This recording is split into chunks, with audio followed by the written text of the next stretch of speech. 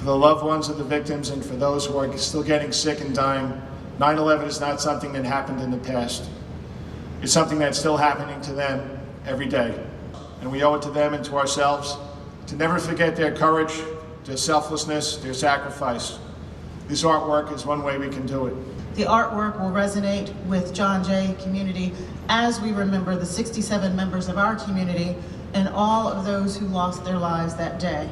Those who worked tirelessly at Ground Zero and Fresh Kills landfill and sacrificed their health, and the many who continue to protect our city. I want to thank all the illustrators who enthusiastically signed on to create images to tell the story of the NYPD.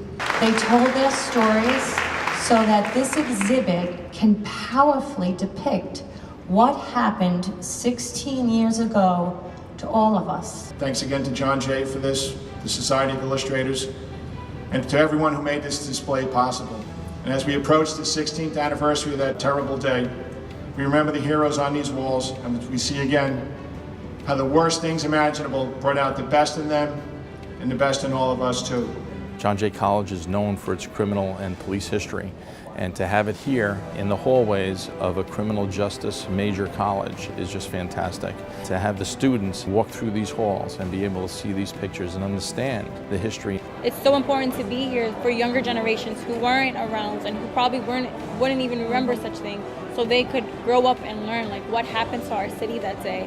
We are really such a strong city and we will never be broken. My daughter was 2 years old at the time, and now she's a freshman in college. I'm hoping that they take a moment and look at her and say, that could have been me. It's really important to the families. I am totally just so thankful and humbled that they do this for us. We have people with such talent that were able to kind of get the emotions of people, and you could see some of the emotions in the portraits. The emotions speak volumes. It was a series of paintings that really grounded me.